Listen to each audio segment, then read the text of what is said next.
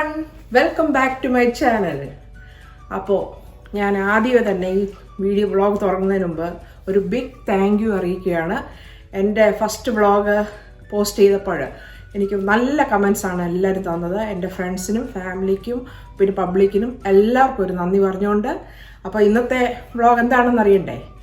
ഇന്ന് ഞാൻ ഒരു നൊസ്റ്റാൾജിക് ഐറ്റവുമായിട്ടാണ് വന്നിരിക്കുന്നത്. ഇത് പാഷൻ വീക്ക് അല്ലേ, അപ്പം നിങ്ങൾക്ക് ഈ സാധാരണ എല്ലാവരും ദുഃഖവെള്ളിയാഴ്ചയൊക്കെ കഞ്ഞിയും പയറ് ചമ്മന്തി ഇതൊക്കെയാണ് കഴിക്കുന്നത്. അപ്പോൾ സാധാരണ നമ്മൾ ചമ്മന്തിപ്പൊടി ഉണ്ടാക്കുന്നത് നമ്മുടെ ഗ്രേറ്റഡ് കോക്കനട്ട് വെച്ച് ചമ്മന്തിപ്പൊടി ഉണ്ടാക്കും.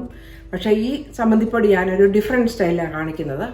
അതാണ് ഈ ഡെസിക്കേറ്റഡ് കോക്കനട്ട് എന്ന് പറയുന്ന ഐറ്റം വെച്ചാണ് നമ്മൾ ഈ ചമ്മന്തിപ്പൊടി ഉണ്ടാക്കുന്നത്.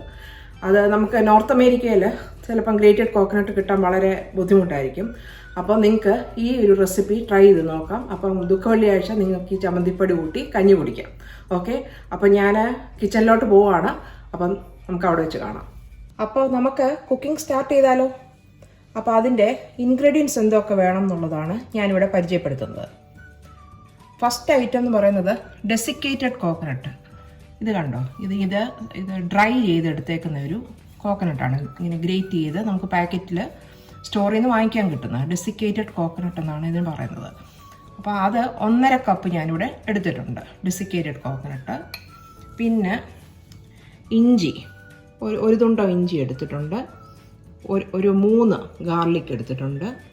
പിന്നെ കരിയാപ്പില എത്ര വേണമെങ്കിലും നിങ്ങൾക്ക് ഇടാം, അത് ടേസ്റ്റ് കൂടത്തേ ഉള്ളൂ. പക്ഷേ എൻ്റെ കുറച്ചേ ഉള്ളതുകൊണ്ട് ഞാൻ കുറച്ചേ ഇടുന്നുള്ളൂ. പിന്നെ ഒരു മീഡിയം ഒണിയന് ഇതെടുത്തിട്ടുണ്ട്, ഒരു സവാള. നിങ്ങളുടെ കൊച്ചുള്ളി ഉള്ളതെങ്കിൽ കൊച്ചുള്ളി ഒരു 8-10 കൊച്ചുള്ളി എടുത്തു, അത് കുഴപ്പമില്ല. പിന്നെ വേണ്ടിയത് 1 സ്പൂൺ മല്ലിപ്പൊടി, 1.5 സ്പൂണ് മുളക് പൊടി. അതിൻ്റെ കൂട്ടാണ് നിങ്ങൾക്ക് വേണമെങ്കിൽ 1.5 എന്നുള്ള 2-2.5 സ്പൂണാക്കാം. അതിൻ്റെ എരിവ് കൂട്ടുന്നുണ്ടെങ്കിൽ അങ്ങനെ ചെയ്യാം. പിന്നെ വേണ്ടതാണ് ഈ കുരുമുളക്. അത് 1.5 സ്പൂൺ കുരുമുളക് എടുത്തിട്ടുണ്ട്. അപ്പം നമുക്ക് കുക്കിംഗ് തുടങ്ങിയാലോ? ഒരു ഇൻഗ്രീഡിയൻറ്റ് കൂടെ ഈ ചമ്മന്തിപ്പൊടിക്ക് ആവശ്യമാണ്. അതാണ് ഈ പിഴിപുളി ഉണ്ടല്ലോ. അതൊരു ചെറിയ നാരങ്ങ വലുപ്പത്തിന് ഒരു പിഴിപുളിയും കൂടെ എടുത്തോണം, ടാമറിൻറ്റ്. അപ്പം അടുത്ത കുക്കിംഗ് സെക്കൻഡ് സ്റ്റേജിലോട്ട് കടക്കുകയാണ്. നമ്മൾ അടുപ്പ് ഓൺ ചെയ്യുകയാണ്. ഞാൻ ചൂട് കട്ടിയുള്ള ഒരു ഉരുളി വെച്ചു. അതിനി ഒന്ന് ചൂടാകട്ടെ. അപ്പം നമ്മുടെ ഉരുളി ചൂടായി. അപ്പം ഞാൻ വെളിച്ചെണ്ണ ഒഴിക്കുവാണേ. ഒരു 1.5 ടീസ്പൂൺ വെളിച്ചെണ്ണ. ഇവിടെ ഡ്രൈ ആയിട്ടിരിക്കും, ഇവിടെ വെതറിൻ്റെ അനുസരിച്ച് നമ്മൾ കുറച്ച് മെൽറ്റായി കിട്ടണം.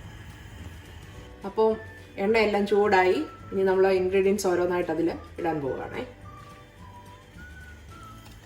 ആദ്യം നമുക്ക് ഇഞ്ചിയും വെളുത്തുള്ളിയും കൂടെ ഇടുക.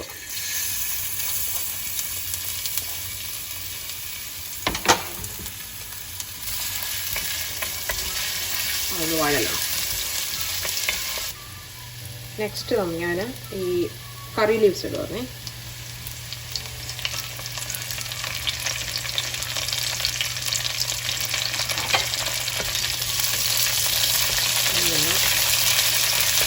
ഡ്രൈ ആകട്ടെ. അടുത്തത് ഉള്ളി. ഇതെല്ലാം കൂടെ ഒന്ന് മൂക്കട്ടെ. അപ്പോൾ നമ്മുടെ ഇഞ്ചിയും ഉള്ളിയും വെളുത്തുള്ളിയും കരിയാപ്പിലയും എല്ലാം നല്ല വാടി ഒരു ബ്രൗണിഷ് കളറായി. പിന്നെ അടുത്ത നമ്മളിടുന്നത് നമ്മുടെ ഈ ഗ്രേറ്റഡ് കോക്കനട്ടാണ്. 1.5 കപ്പ് ഗ്രേറ്റഡ് കോക്കനട്ട് ഇതിലോട്ടിടുക. അതിനി എല്ലാം കൂടെ ഒന്ന് മിക്സ് ചെയ്ത് ചെറിയ തീ വേണം, ഒത്തിരി തീ ആയതങ്ങ് ഇതായി പോകും. ചെറിയ തീയിൽ ഒന്ന് വാട്ടിയെടുക്കും. അത് നല്ലൊരു ബ്രൗണിഷ് കളറാവണം. അതുവരെ നമ്മൾ സാധാരണ ഗ്രേറ്റഡ് കോക്കനട്ട് ഡ്രൈ ചെയ്തെടുക്കത്തില്ലേ, ആ സെയിം പ്രോസസ്സ് തന്നെ. ഇതിന് കുറച്ചുകൂടെ ടൈം കുറവാണെന്ന് ഉള്ളത്, അതാണ് മെയിനായിട്ടുള്ളൊരു കാര്യം. ടൈം വളരെ പെട്ടെന്ന് തന്നെ നമുക്ക് ഈ ചമ്മന്തിപ്പൊടി ഉണ്ടാക്കിയെടുക്കാം. അപ്പോൾ ഇത് കിടന്നൊന്ന് നോക്കട്ടെ. അപ്പോൾ ഞാൻ ഈ തേങ്ങയുടെ ഡ്രൈ കോക്കനട്ട് ഒരു 5 മിനിറ്റായിട്ട് ഞാനിങ്ങനെ റോസ്റ്റ് ചെയ്തുകൊണ്ടിരുന്നത്. ഇപ്പം കണ്ടോ, ഓൾമോസ്റ്റ് നല്ല ഗോൾഡൻ ബ്രൗൺ കളറായി. ഈ സമയത്ത് നമുക്ക് എന്തോ ചെയ്യണമെന്നറിയാം, ഈ പെപ്പർകോൺ, ഇത് കുറച്ച് കുരുമുളക് ഉള്ളത് അതങ്ങോട്ട് ഇട്ട് കൊടുക്കാം. അതൊന്ന് ചൂടാവട്ടെ. അതൊരു 30 സെക്കൻഡ് ഇങ്ങനെ ചൂടാക്കുക. അത് കഴിഞ്ഞിട്ട് ഈ മുളക് പൊടിയും മല്ലിപ്പൊടിയും കൂടെ ഇതിലോട്ടിടുക.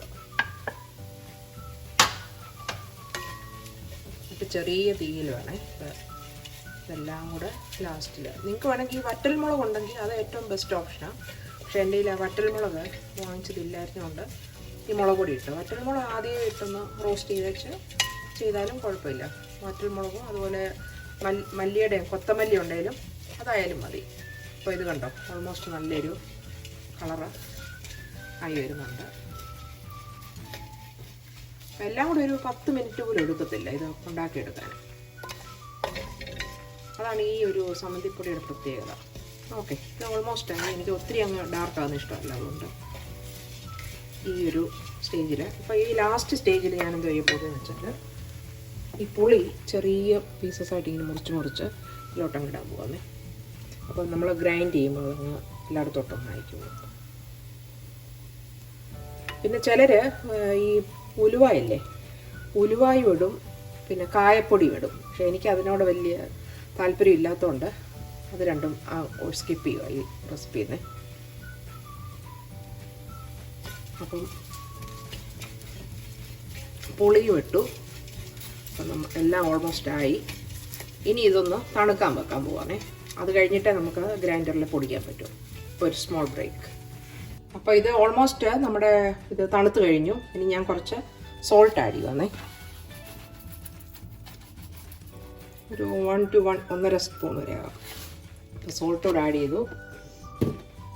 ഇനി നമുക്കത് ഗ്രൈൻഡറിലിട്ട് പൊടിച്ചെടുക്കാം. കോഴ്സായിട്ട് ഗ്രൈൻഡ് ചെയ്യാം. അടുത്തതായിട്ട് നമ്മൾ ഡ്രൈ ചെയ്ത് വെച്ചിരിക്കുന്ന ഈ കൂട്ട് നമ്മൾ ഗ്രൈൻഡറിലോട്ട് ഇടുവാണ്. രണ്ട് ട്രിപ്പായിട്ട് ഞാൻ പൊടിച്ചെടുക്കാൻ പോകും.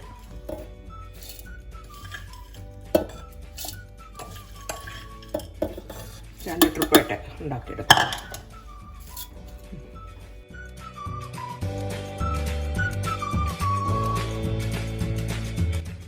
അപ്പോൾ നമ്മുടെ സ്വാദിഷ്ടമായ സമ്മന്തിപ്പൊടി റെഡിയായി കഴിഞ്ഞു. ഞാൻ ഉപ്പ് നോക്കിയപ്പം കുറച്ച് ഉപ്പ് കുറവായിരുന്നു. അപ്പോൾ നിങ്ങൾക്ക് ഉപ്പ് നിങ്ങളുടെ പരുവത്തിന് അതനുസരിച്ച് ഇട്ടാൽ മതി. പിന്നെ കുരുമുളക് അത്രയും വേണ്ടെങ്കിൽ നിങ്ങൾക്ക് അതിൻ്റെ എമൗണ്ട് ഇച്ചിരി കുറയ്ക്കാവുന്നതാണ്. എരിയും എനിക്ക് പരുവാണ്, നിങ്ങൾക്ക് വേണമെങ്കിൽ കുറച്ചുകൂടെ കുറയ്ക്കാം. ഓക്കെ, അപ്പോൾ എല്ലാവരും ഇത് ട്രൈ ചെയ്ത് നോക്കണം. എന്നിട്ട് എന്നെ സജഷൻസ് അറിയിക്കണം, കമൻറ്റ്സ് അറിയിക്കണം. Okay, thanks for watching. By.